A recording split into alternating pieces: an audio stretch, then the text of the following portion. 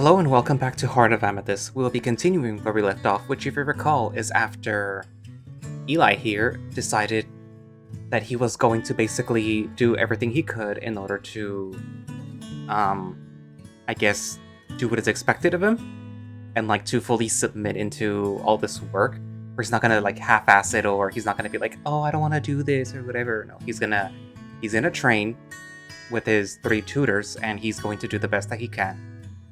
And he seems thankful that, at the very least, that the king isn't being malicious, at least, or he doesn't really know what's going on with the king, but at the very least, that it's not like, oh, well, you're not going to ever be able to leave the island.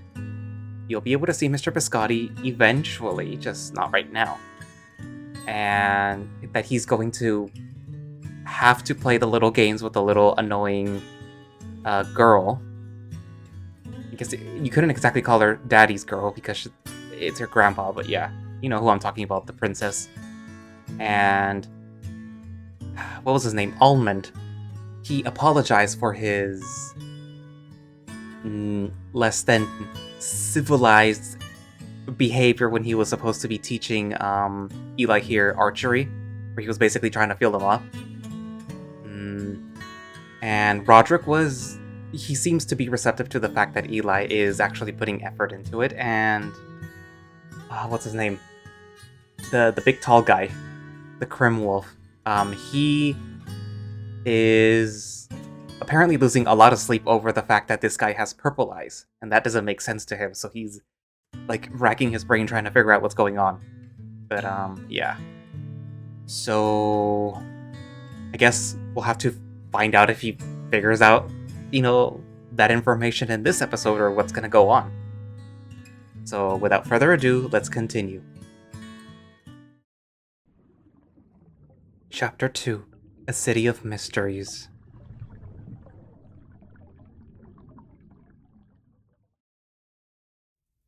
I see sweat running down the princess's forehead.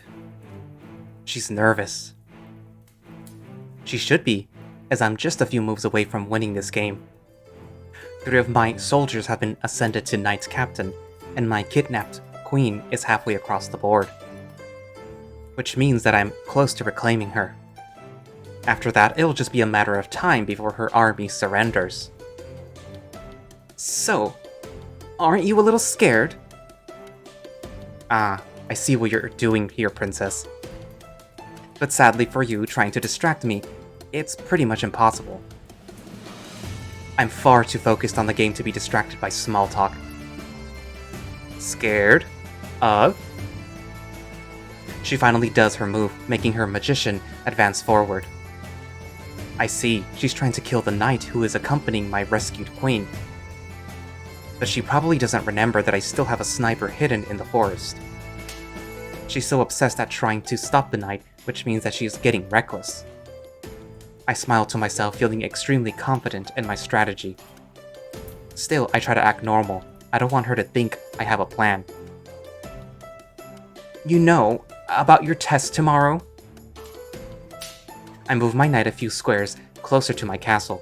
My dear queen will be safe soon enough. Rodrick said that I would be fine. I'll trust his word. She then moves her magician closer to my knight, placing it at a perfect range for my sniper to kill.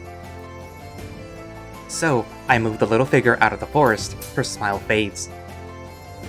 The sniper does a ranged attack on the mage, killing it instantly, as mages have a very poor defense. And now, only 10 of her troops remain while I have 16 of mine. Her face goes from disbelief to anger in a matter of seconds, so I ready myself for another one of her tantrums. You're cheating! You weren't this good before! I just shrug my shoulders and offer her a blank look. I've been playing with the Callus, and he's really good at this game. So playing against her is like a child's play. Your Majesty, please calm down. Not all is lost. You should keep a clear head. Before things get out of hand, Ruby jumps to the rescue and manages to calm her down. I sigh in relief, because when she gets angry, things usually get thrown around. Towards me, most of the time. There was this one time when she threw the board so hard that one of the figurines hit my eye. I couldn't see anything with that eye for a couple of days. Anyway, we resumed the game. It's her turn and she uses it to move the entirety of her forces into the castle. I see. She's given up on the idea of taking back my queen. She'll likely try to win by weakening my own forces as she barricades herself inside her fortress. Not a bad strategy. Unluckily for her, I still have some snipers and mages left. Her walls won't be able to protect her from my ranged attacks, and she can't retaliate because I've killed most of her ranged units. The only way that she can win is by praying that my rolls suck. But that's unlikely. He's a knight, you know. He's been training far longer than you. You have no chance. I give her a nasty look, but she returns it with a smile. If I listen to her taunts now, I'll lose focus. I need to think my strategy properly. He's a trained soldier, and you started with your training, 3 weeks ago? She's trying to rile me up, but I won't let her. Queen saved. Now that my queen is back in the castle, my soldiers will get a strength boost. All that is left to do is to kill her king and shut her up for good. I use the rest of my turn wisely and begin my advance onto her territory. I can already imagine how disappointed my grandpapa will be once he sees you fail. He'll probably throw— Princess! Both me and the princess jump as Ruby raises her voice. The maid is looking at Dahlia with a severe expression on her face. Measure your words. You're being impolite with your guest. Dahlia looks back at me with her cheeks fully flustered, but not a single word comes out of her mouth. I can't help but smirk back at her. And when she sees me smiling, the girl looks down angrily, crossing her arms, acting as if her mom just scolded her. Sometimes it's really hard to believe that she is older than me. Either way, I just want to be done with this and go relax in my room. So I use the next 2 moves to destroy her troops with ranged attacks.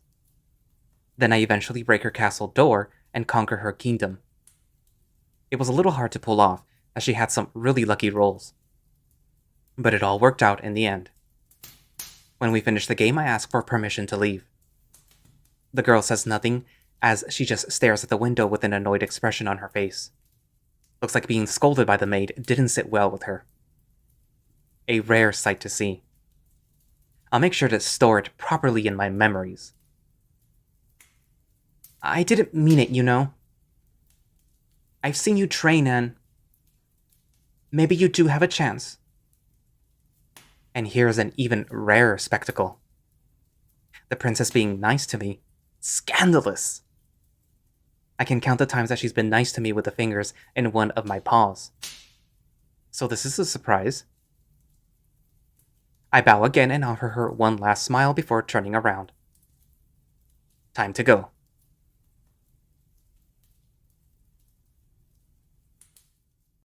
Stepping outside of the princess's room, I decide to take a quick walk around the backyard. I find it relaxing to be here at night, as there are many things that I enjoy. The cool breeze from the lake, for example, which makes my fur stand up and my body shiver. The night sky is bright and beautiful as always, with hundreds of stars shining above. Man, I could just drop on the ground and fall asleep on the spot with the beautiful sound of the waves as my lullaby. Still, I should drop that idea. I know the cons of sleeping on the ground very well. Besides, my very comfortable bed is waiting for me. I can't help but admire this amazing scenario. Being away from the city has its perks. You get to enjoy quiet places like these. Taking a few steps towards the shore, the training area comes to view. I'm not going to lie, seeing it fills my heart with dread. I'll be fine. There's nothing to worry about, Rodrick said. He's a trained soldier, and you started your training, 3 weeks ago? I shake my head harshly, as if that would make that thought go away faster. For now, I just try to sleep as much as I can. No use worrying about tomorrow. With that in mind, I stop on my tracks and turn around. No more wandering around. My bed is waiting. But even as I try to fall asleep, I find it difficult to do so. I've been moving around in bed for hours, but my brain won't let me rest. I have tried everything to get myself sleepy. I asked Zach for a tea, did some push ups, I even did that thing. But I'm restless tonight. Ugh, it's so frustrating. I mean, what was Rodrick thinking? Why would it be a good idea to set up a sparring match with a freaking knight? You are ready. Have some faith in your skill. Easy for him to say. He could probably beat every single one of these soldiers with a hand tied behind his back. But me? I'm no warrior yet. I just started my training with him 3 weeks ago, and the knights have been training their whole life. And to make things worse, the king will be there.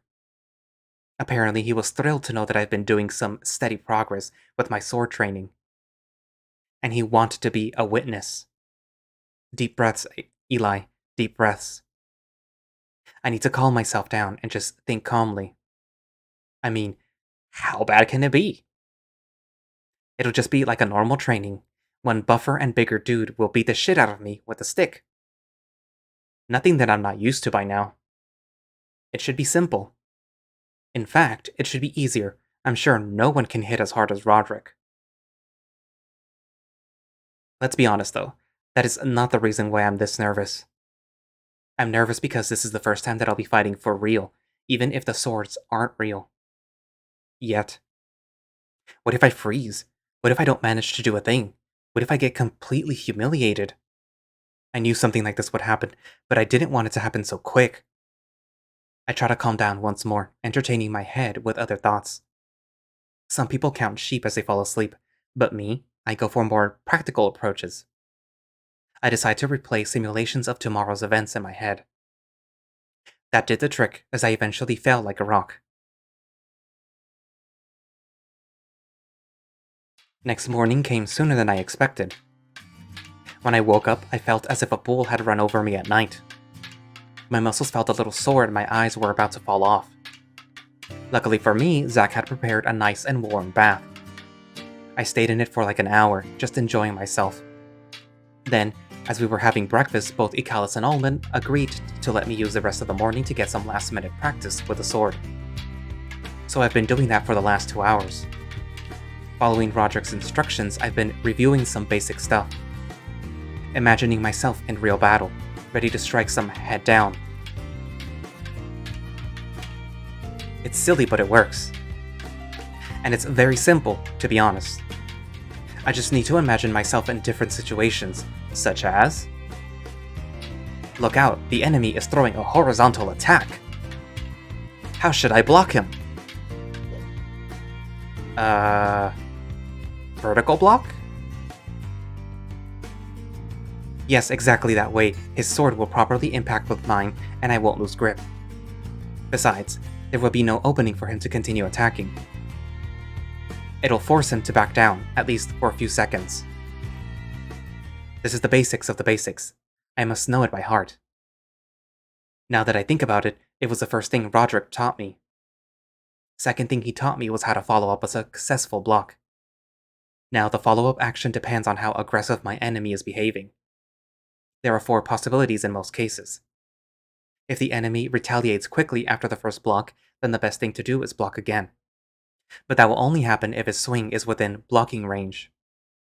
If he's swinging too low or too high, then it's better to dodge. That should give me some space for breathing. The third possibility is to attack, but this comes with a higher risk as the enemy can block or parry me. So the safest bet would be to retaliate only if my enemy stumbles or falters. Lastly, we have the parry, a very powerful technique that has an even higher risk. Parrying is the best way to disarm an enemy and leave them vulnerable. It's quite useful if you don't want to go for the kill. Bad thing is, it's not an easy move to pull off, and if you do it wrong, well, better not do it wrong. Parry will be very useful in cases your enemy has been blocked multiple times and they're losing grip of their weapon. If that happens, you must quickly hit the back of their sword, and with a swift circular motion, make them drop it. Man, this is just the basic stuff. I drop the sword for a few seconds, catching my breath. I've been training under the sun all day. I need to make sure not to overheat myself. I remained there for a few more seconds, just listening to the wind. Man, this sure is a nice day. I say to myself, allowing my thoughts to fly away as far as possible. I try to imagine myself sitting under my favorite tree at my old house. I swear I can hear the chickens and even the horse. But the memory is short-lived as I open my eyes and go back to reality. Okay, back to training it is. Every second wasted is a second too many. I take my sword and touch the surface of my training dummy, also known as a tree. I can notice the bruises that I've left on this big fella over the days. Just say stop if I'm hurting you too much, okay? I know you're a tough guy, but I don't want to overdo it. I'm so silly. Anyway, here I go. It's coming from the right. Vertical? Yes, perfect. This is good. But he retaliates quickly. The second blow is coming from the top. So it's horizontal. Okay, I'm doing good so far, but I can't let my guard down. Especially now that he's going for my legs. Dodge? Yes, this is good. Now that I've dodged his attack, the enemy doesn't know what to do. He's doubting. This is my chance too. Attack? Yes, perfect. I'm keeping him on his toes and he's falling back. If I keep this up, I'll tire him up sooner or later. It's the perfect chance too. Parry? Heck yeah, that's what I'm talking about. That was perfect. I pat myself on the back a few times, feeling accomplished with this little training of mine. If I fight like this, I shouldn't have any trouble keeping up with him. I really hope I don't forget all this though. My pride depends on it. I take some deep breaths and rest the sword against the tree.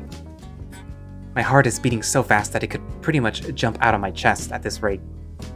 I got more excited than normal. I can't help but wonder if the same is going to happen at the real match. I should try to calm down and take a break. So I decide to close my eyes and focus on my breathing. It was a good workout, and I feel satisfied with myself. Maybe things will be fine after all. I can only hope.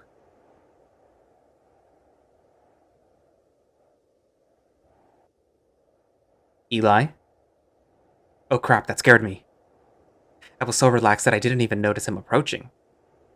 Yes? As I opened my eyes, I'm met by the sight of Ehlly. I greet him with a smile and he offers one of his own. You do that very often, you know. What thing? You know what I mean. If you have that much free time, maybe you should read a book or two. The wolf smirks as he teases me a little. In turn, I hit his shoulder softly. What are you doing here anyway? I thought you would be buried in work today.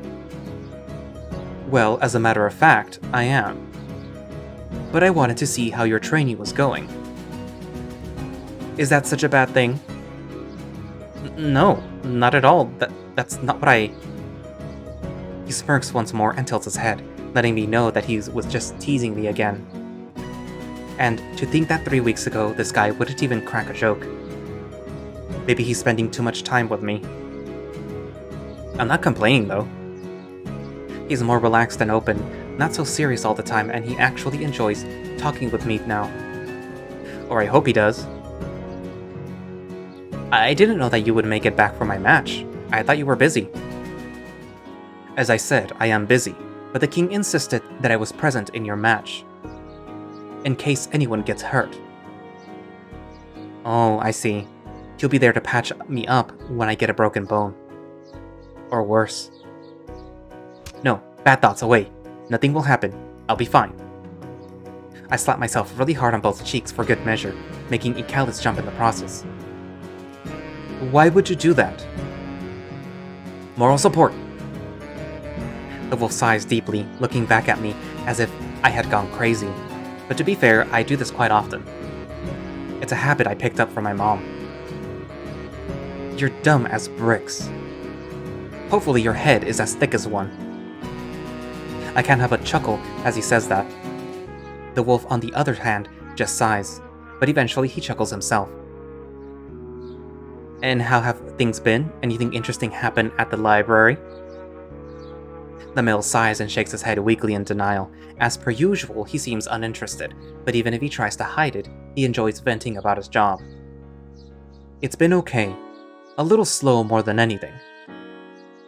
But I like it slow. It gives me time to reflect on things. Well, although, there's been this little issue that has been bothering me a lot.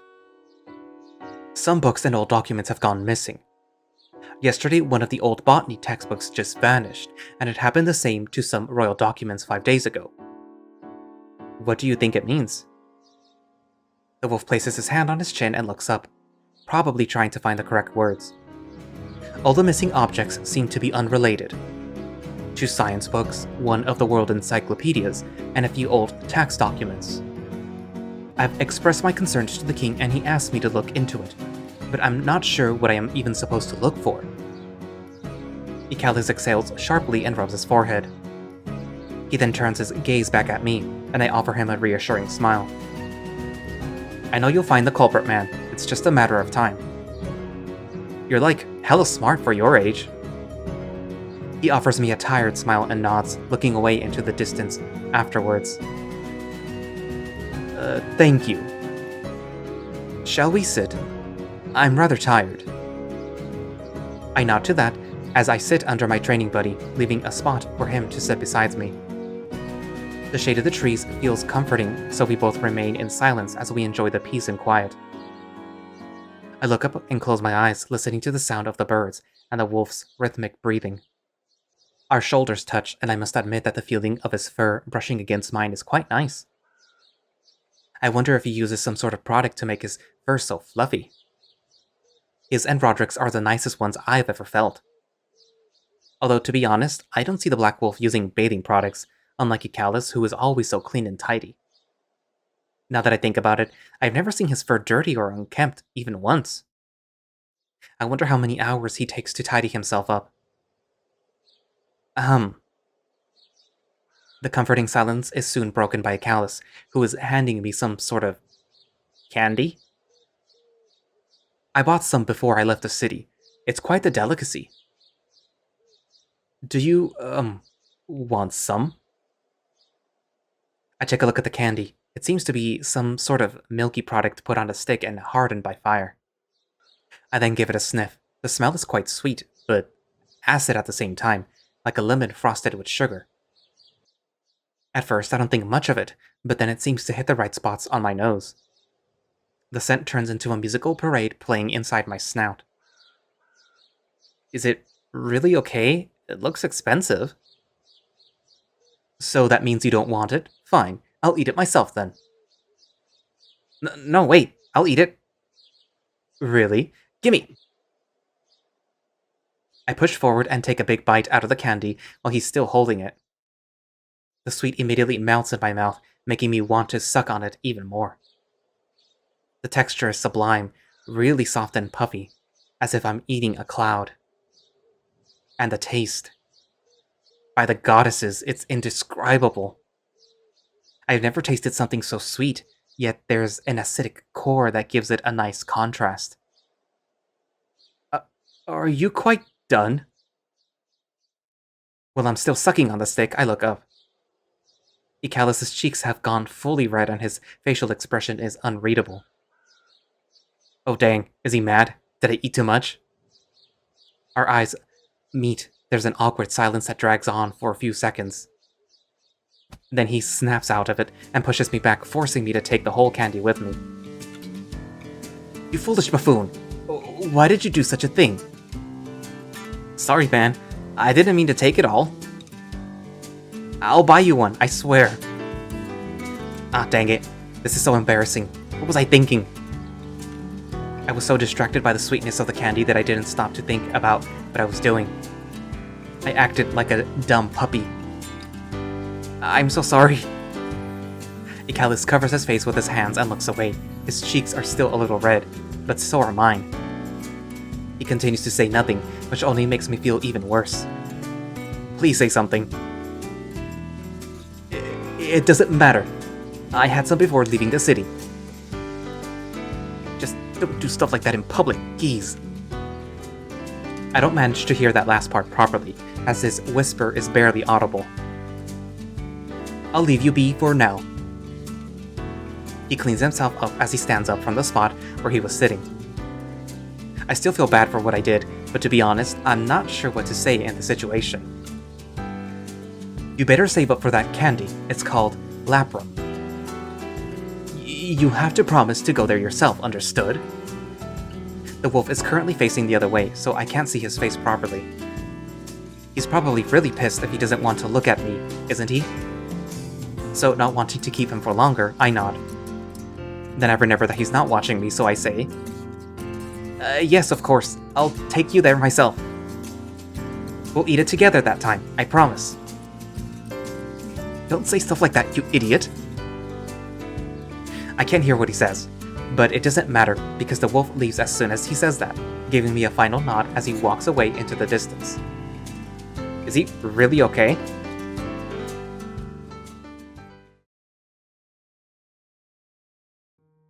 It's past noon when I'm summoned by Rodrick into the Great Hall. My hands are a little sweaty, but I'm trying to keep it together as best as I can. Rodrick trained me for this. It was bound to happen sooner or later, besides, it's just a stick. Come on, Ehlly, you can do it. Captain, this place is stunning. I cannot believe I'm here. My ears perk up as I hear an unknown yet somehow familiar voice in the distance. I try to pay close attention to the man standing close to Rodrick, but as hard as I try, I can't picture where I've seen him. The guy's the first one who notices me, giving me a warm smile, one that I try to return, but it probably came off as some weird grin. When Rodrick sees me, he nods in approval and signals me to come closer. Sir Ehlly. I'm glad you could join us. I almost let out a chuckle as I see him acting formal around me. Yep, this is one of those rare occasions in which Rodrick is forced to treat me nicely. He's just doing this to not insult the king in front of a stranger. I'm the king's retainer after all. It would be rude if a knight called me names. I wouldn't worry about him too much. His jerkish personality is due to come back once this is all over. Allow me to introduce you to Sir Eddard Larnt, son of a good friend of mine and a third-class royal knight. Sir Eddard, this is Sir Ehlly Biscotti, the king's most recent acquisition. The weird-looking dog looked really proud of himself as Rodrick announced all of his titles. He then offers me his hand for a handshake. I obviously take it, giving him a tight squeeze. It's my pleasure to finally meet the famous Sir Ehlly. Famous? This is a word that I'm not used to be described as, but before I can ask him... Eddard. Rodrick sends in a murderous look and the knight seems shaken for a moment. I can't help but wonder what the hell is going on, but knowing Rodrick, he won't let me ask. The pleasure is all mine, Sir Eddard. Please, no need for such formalities, brother. We may as well have been born in the same year. Please do call me Eddy. It's a nickname I'm most fond of. He is formal and knows his place, unlike some of the knights I've seen. So, I'm guessing this Eddy comes from a rich family. Maybe a second or third son. It's quite usual for those who aren't the heir to try and make a name for themselves rather than carry around the name of their families. Indeed, that's why I thought it would be a lucrative experience for the both of you. Given you are pretty close in age, you could both learn a thing or two from each other. The two of us nod at Rodrick's words, Eddy more excitedly than me, if I'm being honest. Is he really looking forward to this whole thing? Let's do our best, Sir Ehlly. Yeah. You can call me Ehlly, by the way. Just like you said, no need for formalities. The dog smiles and nods, meanwhile Rodrick just stands there with a judgmental expression on his face. Alrighty then, since you two are acquainted let's go have some lunch before the match. Rodrick goes first, leaving Eddy and me to follow his steps. The dog elbows me softly and then winks as we walk one beside the other. Maybe meeting this guy wasn't so bad after all. I'm starting to like him.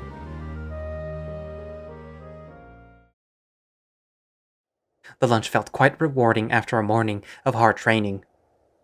Besides, Eddy and I got to catch up a little as we ate. Turns out I was right. He's part of a rich family and he is not the heir. I feel really proud for figuring out most of his story, but there was a little detail that I got wrong. He's not the second or third child. He's not even the fifth. Turns out Eddy is the 11th kid out of 12. His family heeds from flagell, and his species is called desert wild dog. According to him, his ancestors used to live in the wastelands, but they were cast out by the barbarians and were forced to settle in flagell. Soon after that, they made a fortune as a merchant family by trading great quality ores they brought from the wasteland. That's like really lucky. I mean, don't get me wrong, they seemed like nice people from what he let on. But damn, most people don't just turn rich so easily. Eddy and I end up walking all the way to my tower. Rodrick left mid-lunch and he nicely asked me to keep Eddy entertained while he was away. I literally had no idea what to do, so I just asked him if he wanted a tour. He said yes, and here we are. This place really is marvelous. You're quite lucky, if I may say so myself. Whatever you say, man. I see this more as a fancy prison. Of course, I would never actually say that, especially not in front of someone who idolizes the idea of living here. I know, right? I even got my own fancy room. Oh, really? Your very own room? I'm jealous, brother. I never had my own room while growing up. I had to share mine with 5 of my siblings. Is that so? I thought you would each have your own personal room. Only because I told you we were rich? Nothing furthest from the truth. Even if we are wealthy, we live in a quite humble house. Father says it was built by my great-great-great-grandfather. I'm probably missing a great or two, but you get my point. It's a family legacy, so I proudly say that I spent my puphood living in a small house. My cheeks grow a little red as I'm caught assuming things I shouldn't. Happens more often than not. I should learn to keep my big mouth shut. Did you really sleep with 5 other people? It must have been really uncomfortable. I undo my mistake as I try to switch the topic somewhere else. Indeed it was. There was no sense of privacy, and the smell of mail was quite potent at times. Sometimes my older brothers would come back from a long day at work and fall asleep without even bathing. I don't know what to say to that. It doesn't sound so bad to me. I mean, being stuck in a room with 5 sand dogs such as him, who smell strong and have to sleep close to each other. I'm not even going to finish that thought. What about you, brother? How was your life growing up? Oh, me? You want to know about me? There really isn't much to say. Like I told you, I grew up in a cabin by the woods with my sister and my parents. I had told them an altered version of my past in which both my parents are still alive and they live by the woods with my sister.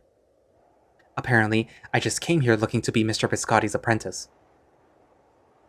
This sure is a nice view, isn't it? I say as I try to, not so subtly, change the subject. He doesn't seem to mind though. The dog just smiles and nods. I smile back at him and then walk a little further into the corridor. I lean on a wall close to the open holes in the corridor, enjoying said view. He follows and gets his head out, getting hit by the strong summer breeze. Being up here makes me feel like I'm the actual king. He blurts out of the blue, taking me by surprise. I mean, being king must be cool and all, but according to what the old man has said, it's not the most rewarding job. Would you like to be? Who wouldn't? I wouldn't, but he doesn't need to know that, so I just shrug it off and pass on to other topics. Is it hot like this where you hail from? Not at all. Flugel is a territory among the mountains. like most of the Canine Empire. So it's rather chilly. My family's fur is not made for the cold weathers, so when I came to the capital, it felt like I was meant to be here. But let's not only talk about me, Ehlly. How about you? Tell me about the forest you came from. It surprises me that he's so willing to talk about me. After all, he's a guest. I should be the one doing the talking. It was a wonderful place, so peaceful and full of life. It felt like a little paradise, away from the hand of men. Why did you move then? It must have been hard to live away from your beloved forest. He clearly has no ill intention, but talking about my past always makes me feel uncomfortable. But fair's fair. He has shared with me a lot about himself. Yeah, it was hard to live day by day, but I eventually managed to get used to it. I still crave to come back, but I can't go just yet. He seems content with my answer, nodding a few times. And what do you guys do to make a living? This Biscotti guy is a merchant from what you said, right? Yeah, we sell all sorts of goods in the market. And do you steal those? His comment took me by surprise. At first, I thought it was a joke, but his face tells me otherwise. His whole attitude changed in a matter of seconds. He's not the easygoing guy anymore. He suddenly looks very serious and very intimidating. Excuse me? What the hell is going on? Was the first impression a cover-up? Is this his real personality? Oh please, Captain is not here anymore. Let's speak our minds, shall we? I refrain from saying anything. The change of pace happened so suddenly that I fear I'll say something stupid if I speak up right now. I wouldn't even know what to say, to be honest. Really, what the hell is going on? Look, brother, I'm not here to accuse you of anything. That was rude of me. But can you really blame me for being cautious? I know what you did, and in case you didn't know, it caused a lot of trouble. Not only for the king and the noblemen, but for us knights too. I stand my ground, not wanting to look weak in front of him. The dog just laughs it off, as if we were having a casual conversation. But we both know it's not like that. You know, there's been a discussion among the nobles lately. They think it's not safe to go around the city anymore. They demand that we escort them everywhere. We've doubled our shifts and they still pay the same. I mean, the king was attacked mere weeks ago. Can you believe such a thing?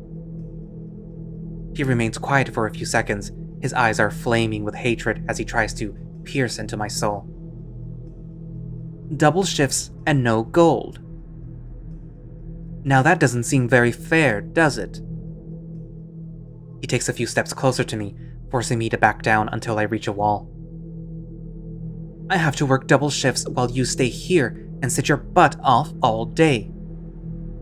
Getting personal training from the best swordsman in all the kingdom. He's got me cornered against the wall, both of his hands placed on each side of my head, his face mere inches away from mine.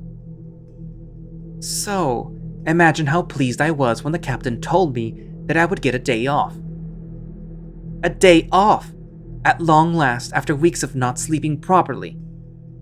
And to top it off, all I had to do was to break you, the asshole that caused the trouble in the first place. Aren't I a lucky one? Brother. His words washed down on me like a bucket of cold water. I wanted to say something so bad, even punch him in the face if I must. But I'm frozen in place. The king always made it seem like it had all been taken care of, like there was nothing wrong anymore. That I could live a fancy life for once. Hey, you guys are up here? Luckily for me, we hear Almond's voice echoing from behind us. Eddy takes a few steps away from me, switching to his good guy face again. The wolf smiles when he notices us, and then walks closer. Ah, good. Finally found you, mates. Rodrick says that he's waiting for you in the training grounds. Better not keep him waiting, Eddy looks nervous about that, but the wolf gives him a reassuring smile. Don't worry, mate. He ain't mad. He just needs you down there. Thank the goddesses. Better make haste then. It was a pleasure to chat with you, Ehlly. I'll be waiting for our match. The dog smiles back at me and then bows in front of Almond as a way to show respect. Then he vanishes down the stairs. And when I'm about to follow him, Almond stops me by placing his arm around my shoulder. Is this the guy that you're so worried about? He ain't look that strong. Well, first, I'm sure he's quite strong. He's a knight after all. And second, I wasn't worried. I was just a little tense. Mate, I could smell the sweat on your fur yesterday when Rodrick told you about the match. You were hella nervous. You still are, now that I think about it. Almond shamelessly takes a whiff of my neck, making me blush like a silly teenage maiden. Cut it out, I say, pushing him a few steps away from me. He looks at me with a suspicious look before he decides to talk again. You're not often this jumpy, mate. This isn't only about the match, is it? It's nothing, really. Mate, I know I'm not the most sensitive and trustworthy lad, but you can trust me, aye? Did something happen while you two were... No, nothing happened. It's just... I sigh, feeling the weight of my own anxiety getting to me. I don't often talk to anyone about my inner turmoils, but today I really want to get it out. Do you think I'm worthy of being the king's retainer? I mean, I could have killed him after all. And I've been nothing but trouble. Almond remains quiet, and for a moment I fear that I might have overwhelmed him with my insecurities. You sure are more worthy than me, mate. My ears perk up at his response. He has a reassuring yet sad smile on his face. I was quite the trouble for the old man as well, when he decided to take me in. I had been accused of a terrible crime, and a certain rich family wanted my head on a stick. The old man stood up for me, and I hated myself for that. I kept saying that he did it out of pity, and I despised him for it. But I was just refusing to see the bigger picture. Eventually, I came to the realization that he did it, because he saw something in me even I didn't see in myself. So cheer up, mate. If that old sack of bones made you his retainer, I know for a fact that you are worthy the time. Also, if that asshole told you anything, just let me know, okay? I'm good at talking to people. Almond gave me an eerie smile. A smile that tells me that he's not planning to talk to Eddy at all. I told you it wasn't him. He takes a few steps closer and gives me a warm side hug. I hug him back and sigh. My anxiety still lingers, but at least now I found new courage. And to think that the guy who gave it to me was... Damn, you sure smell good, mate. This is the first time that you've let me hug ya in a while. My cheeks go full tomato mode as I push him away from me once more. The wolf just laughs, wiping a tear from his eye. Why did he have to ruin the moment like that? Jerk. Let's go, mate. We shouldn't keep big grumpy Rodrick waiting. He walks past me, his tail swinging from left to right. Proof enough that he enjoyed the whole thing. Ugh, he's such an idiot.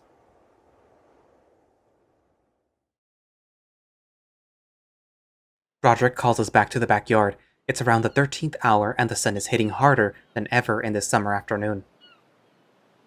As you both know, the king will be accompanying us today for this. Eddy and I bow in front of the king, presenting our respects to him. The old man smiles and offers us a dismissive gesture, letting us know that we don't have to be so formal. Also joining us, we have Sir Ehlly and Sir Almond, both king retainers, such as Sir Ehlly and myself. Eddy grunts, but soon hides it with a smile and a nod. He probably already knew all that, but Rodrick is just being overly formal. Alright then, given that there's no need for further introductions, I'll explain the rules. This will be a spar with wooden swords. No armor or any sort of protective gear is allowed. Aside from that, the only invalid moves are those that involve the use of crim. This is supposed to be an exercise to test your strength, stamina, and technique. meaning that the use of magic would be an unfair disadvantage to the other part. Is all that clear? Eddy and I both nod at the same time. The Black Wolf then nods in return. Alright then, we'll start soon. Get ready. As he finishes saying that, Rodrick signals me to follow him with a quick tilt of his head. I follow his lead, and we both end up a few feet away from everyone else. The wolf is looking at me with a severe expression, making me feel tiny in return. Listen to me, Runt. You have to win. Gee, talk about pressure. Do you think I don't know that? Wish I could tell him that, but instead I just nod. This is not just an exercise, this is a test both for you and me. If you do well, I will prove that I can turn even someone like you into a decent warrior. I'll have to admit that this isn't Roderick's best pep talk. He's often better than this. He seems to notice me doing funny faces because he sighs deeply and then places his huge hand on my shoulder. Look, he is still a rookie. He's been a knight for less than a year, and he did fairly good back at the academy. Exactly, he's been a knight for a year, and he went to an academy. Do you even hear what you're saying? I don't have a chance. I've been a trainee for less than a month. My words seem to anger Rodrick for some reason, but this time I'm standing my ground. I'm really pissed at him for thinking this was a good idea. It looks like he's about to yell at me, but then he takes a deep breath and calms down. Look, Runt, most knights don't train daily, they slack off a lot, and they don't do what they're supposed to. I know, because I'm in charge of those lazy bastards. But you train every single day. And you stood your ground every single day. Even when I thought I had gone overboard. But the most important thing is, you have talent. He presses his index finger into my chest each time he says a sentence. His face looks sharp and full of resolve, not angry or aggressive as usual. So have some damn faith and grow some balls, Runt. You got this. Now, instead of his finger, he presses his fist on my chest. Our eyes are locked in place, and his seem to be burning. Where does all of this come from? I must admit, this is his best pep talk so far. So tell me, are you ready? Answer me properly, Runt. Are you ready? His eyes seem to be piercing a hole through my skull, as he's not even blinking. Yes, I am. Hey, Eddard, you ready? As ready as I'll be, Captain. The dog says happily as he finishes taking his armor off. The man has a well-toned body, with some impressive muscles and some nice-looking chest fluff. Taking my eyes away from the dog, I turn to check on the onlookers. The king is sitting under one of the trees, looking as old as ever, his signature smile never fading from his face. Then there's Ehlly, who looks bored as per usual. He's leaning on the tree, reading a book. Meanwhile, Almond is just being Almond, I guess.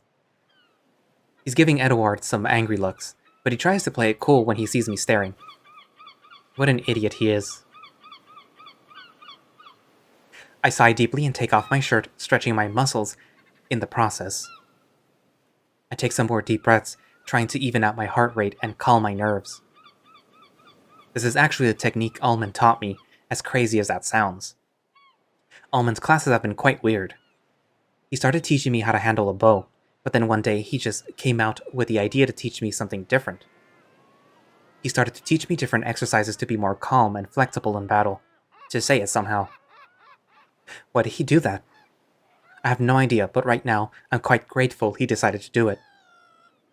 But that doesn't matter now. What I need to do is focus. So I close my eyes for a moment. I try to review all the things that I've been learning for the past 3 weeks. My mind wanders to the many times Rodrick almost killed me with his crazy training. But at the same time, I think about the way he tries his best to make something useful out of me. I remember the countless hours I've spent studying books and maps.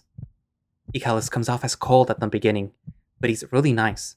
He answers all my dumb questions and we end up having a laugh out of them. And lastly, I picture all those afternoons with Almond. He's the funniest to hang out with when he keeps his hands out of my pants.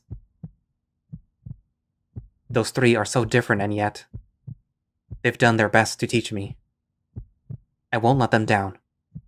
I'm ready. I can do this. I am no coward. When I open my eyes, I am in absolute peace of mind. I hold my sword high, keep my feet steady on the ground, and ready to give it my all. Are you ready, Sir Ehlly? Yes. Alright then, begin. The Black Wolf yells loudly, taking a few steps away from us.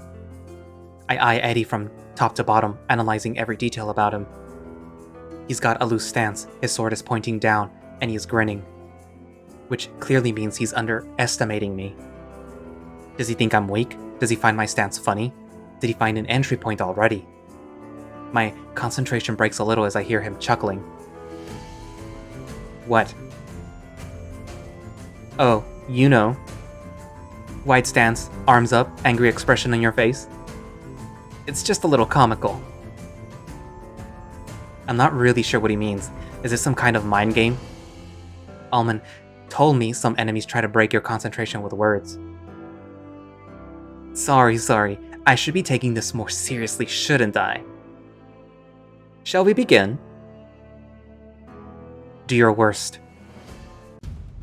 Just as I finish saying that, Eddy takes a quick step forward, closing in the distance between us. I need to be quick in my reactions. This is not a training anymore. Any small mistake could cause me to lose the fight. So I need to be ready. A hit from the left, I should.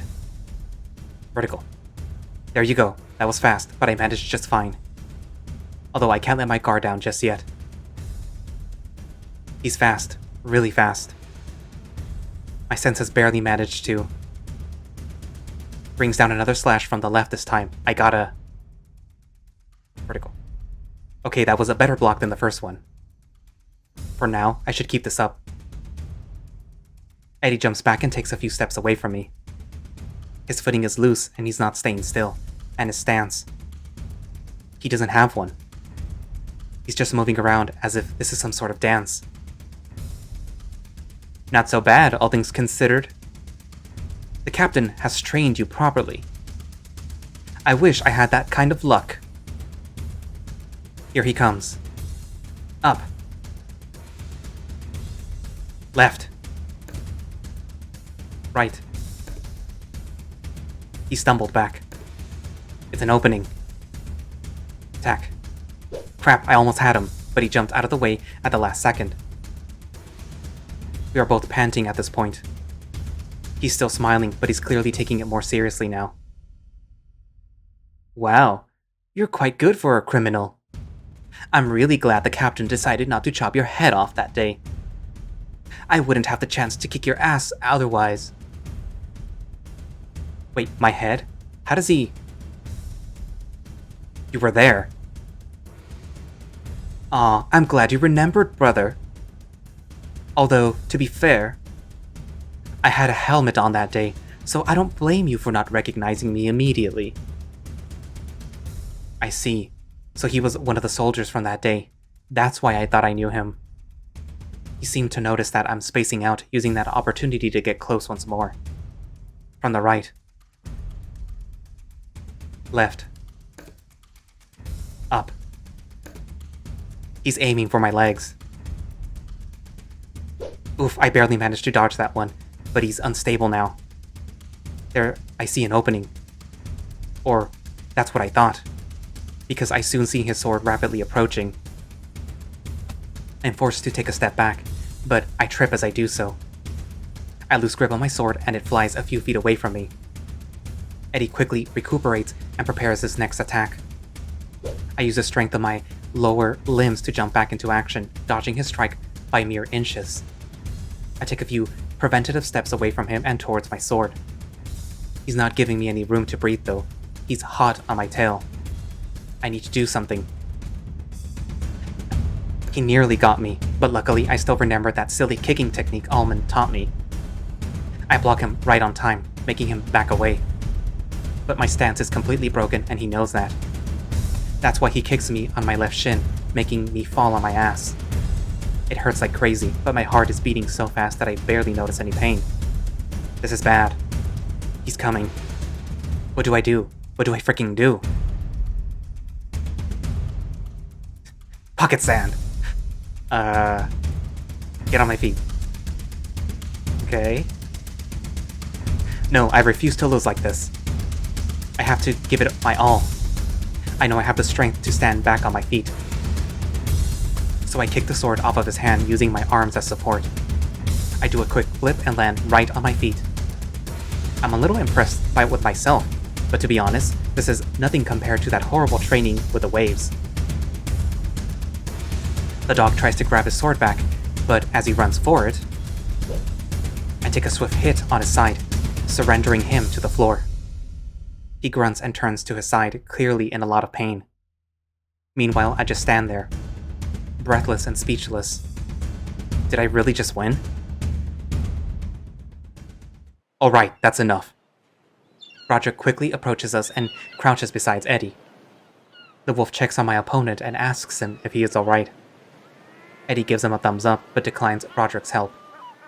He just stubbornly tries to stand up on his own. It takes him a while, but he eventually does. The dog is still holding a hand on his side, but he seems to do better now. I can't help but feel a little good seeing him like this. That's what he gets for underestimating me. Ehlly comes near to us as well, making sure that nothing got broken inside of Eddy. He seems fine. It'll bruise, but it's nothing major. I'm guessing you're not injured? He whispers on my ear. I deny with my head, as I wasn't injured badly in the fight. He nods and then offers me a cute smile, a happy expression on his face. Looks like I managed to impress someone. Rodrick also seems happy about the result. Eddy, on the other hand, is freaking pissed. Being put in his place by a rookie and all. But he knows he lost, so he doesn't say a word. I turn to look at the black wolf, desperately trying to meet his eye.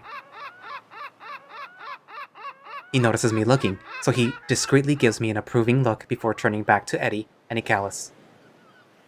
You gave a good fight, soldier. Thank you, sir. I tried my best. He looked at me with a hateful expression, even as he's trying to cover it with a fake smile. You're fast on both your mind and your feet, but you lack discipline and form. I'll see what I can do to improve your training. But enough of that. Just go get yourself checked out, soldier. Ehlly, make sure that you put some nice medicine on that wound. Will do. Ehlly says as he walks away with Eddy. That was a splendid fight. Very entertaining. The king claps his hands as he approaches us, almond right on his tail. The two wolves seem to be content with the result of the match, which only helps to boost my confidence.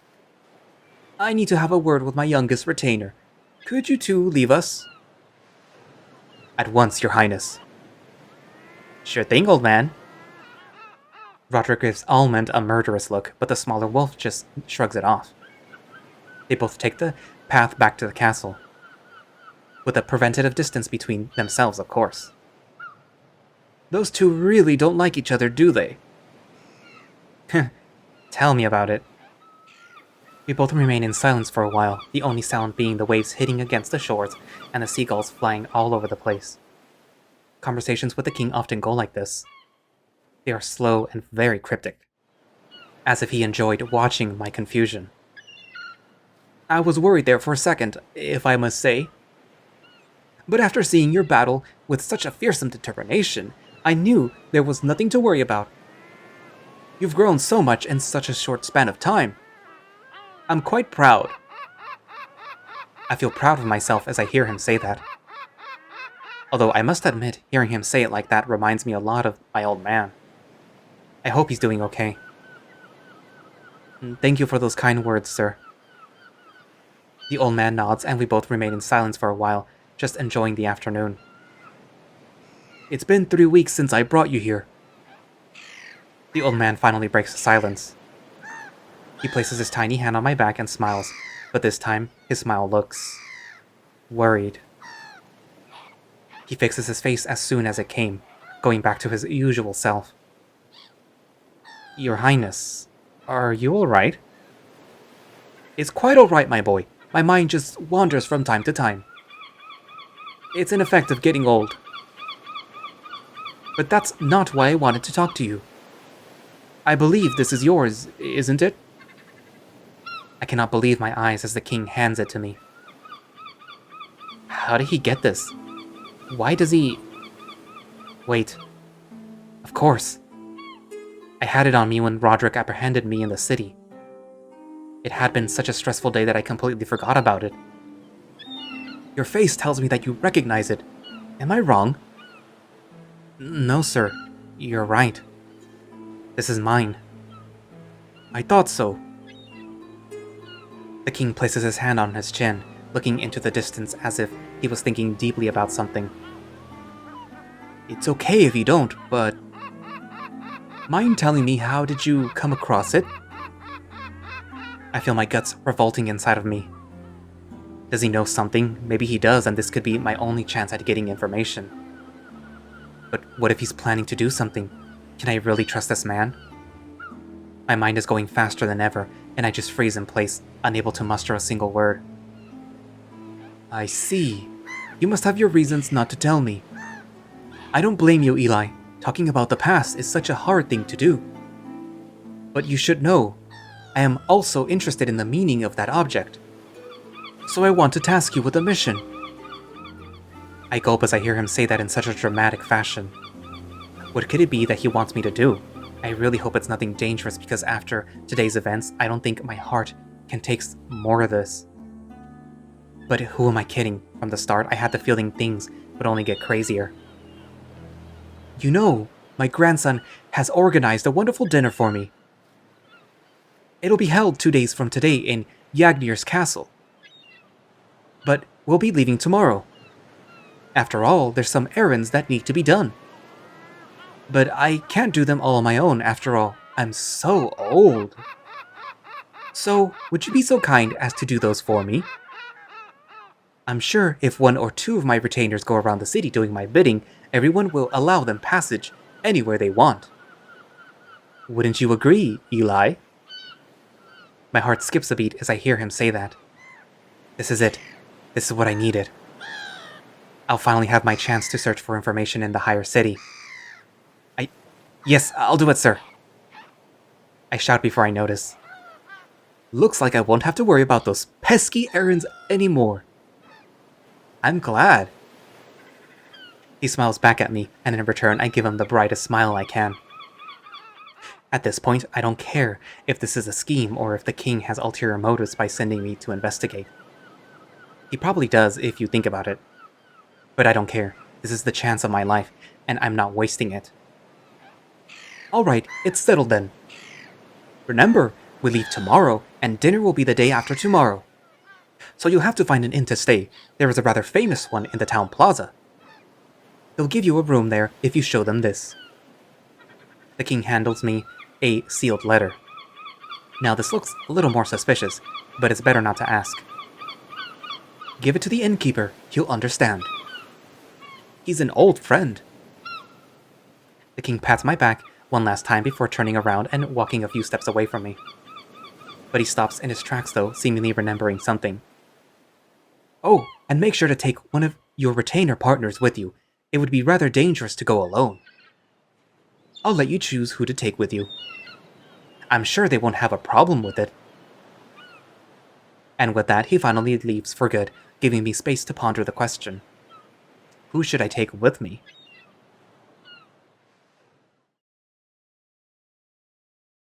To be continued.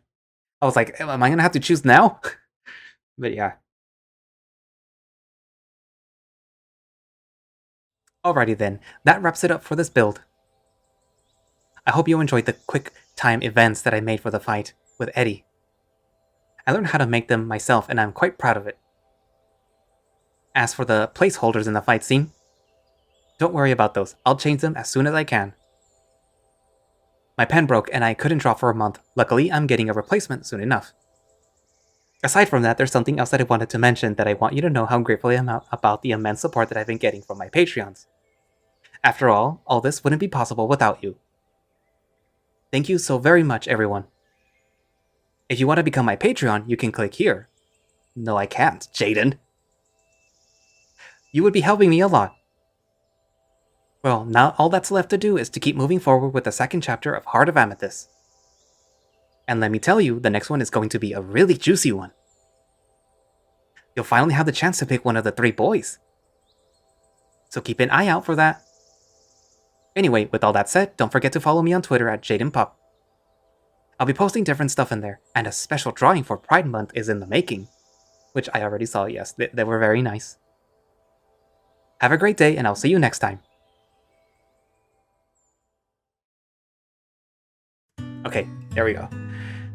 Okay, so it's kind of nice to see the consequences of one's own actions coming back to try to bite them.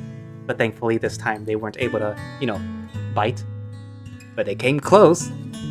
Let me tell you, I have saves that show that it came close. That last one where you're supposed to kick the sword, I almost didn't hit it. Actually, no, I didn't hit it the first time. So I had to reload and hit it the second time around.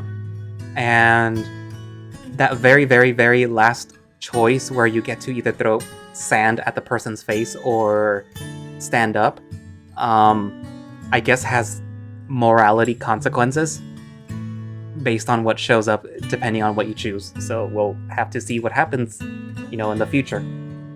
But anyways, that was a pretty cool chapter.